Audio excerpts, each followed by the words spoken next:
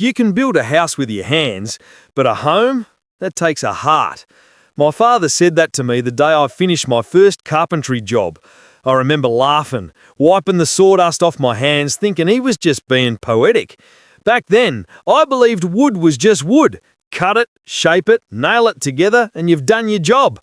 Years later, I realised he was talking about something entirely different. This isn't a story about wooden nails. It's a story about people, about the things we build that can't be measured in square feet or blueprints. If you've ever built something with your heart, stay with me until the end. You'll understand exactly what I mean. My name's Tom, and I've been a carpenter for almost 3 decades. Started when I was 17, full of energy, full of plans, and no clue how much patience this trade would demand. The first lesson every carpenter learns is that wood doesn't care about your schedule. You rush it, it splits. You fight it, it warps. You treat it with respect, it listens. I guess people are the same way. You can't force them into shape. You have to understand their grain. About 15 years ago, I got a call that would change everything. It was from a woman named Martha. Her voice was calm, but tired. She just lost her husband and wanted to build a home for her and her 2 kids on a small plot outside town. A home that feels alive, she said. Not perfect, just alive. I didn't know what that meant at the time, but something in her tone made me say yes immediately. The summer was brutal that year, the kind where the air feels heavy enough to bend nails.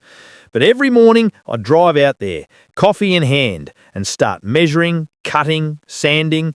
And every afternoon, Martha would come by with lemonade, sit on the porch steps, well, what would one day be a porch, and talk. Not small talk either, real talk. About how her husband used to fix everything in their old place, how her youngest was scared of thunderstorms, how she wanted the house to have room for laughter. It wasn't just about building anymore. It started to feel like I was helping rebuild her life. A few weeks in, her little boy Sam wandered over when I was hammering in a window frame. He was maybe 8, freckles, always barefoot. He looked up at me and said, "Mr. Tom, when you finish the roof, will Daddy be able to see it from heaven?" I froze. My throat went dry. I just nodded. That night I stayed late. The sun dipped below the trees, and I kept sanding the window frames until the stars came out. Somewhere between the strokes of the sandpaper, I understood. Maybe we don't build homes for people. Maybe we build them with them. I started noticing little things. The way Martha's eyes softened when she saw the living room taking shape. How Sam drew stick figures of his family, always with an extra man standing next to them. Every beam, every nail started to mean something. The smell of sawdust wasn't just the smell of work anymore. It was the smell of healing. Then, about a week before we were supposed to finish, a storm hit. I'm talking winds that sounded like freight trains, trees cracking, rain slamming sideways. I drove out the next morning, praying the place had survived. But when I pulled up, my heart sank.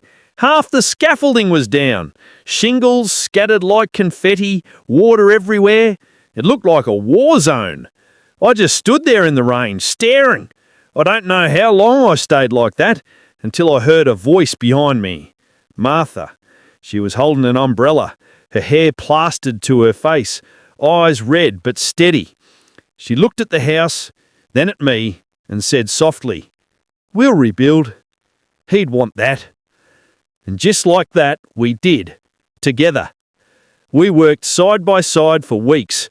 Her kids painted, I fixed the framing, she held boards while I hammered, and somehow, the second version of that house, it felt stronger, deeper, like it knew what it had survived.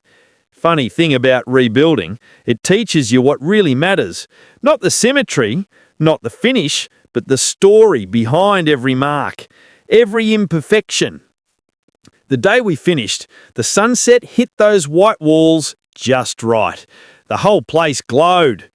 Martha invited me for dinner, roasted chicken, mashed potatoes, candles flickering in the kitchen. It felt like family.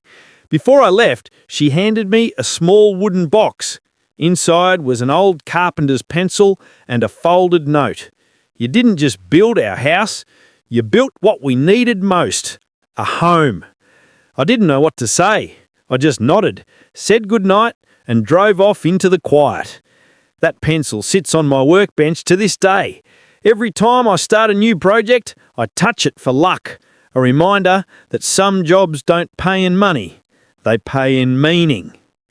Years passed. I built dozens of houses, maybe hundreds, some big, some small. But every time someone asks which one was my favourite, I always say the same thing, the one that built me. That house didn't just stand against the storm, it stood for something. It stood for patience, loss, love, and starting over. You see, anyone can build walls, but it takes something deeper to build warmth inside them. I still drive by that place sometimes. There's a new mailbox now, flowers by the porch, laughter spilling out of the windows. And every time I smile, because even though my hands built it, the heart that lives there, that's all hers. If you've listened this far, maybe you know what I'm talking about. Maybe you've built something, a family, a friendship, a dream, and watched it fall apart. Maybe you had to rebuild too. If you did, I hope you remember this.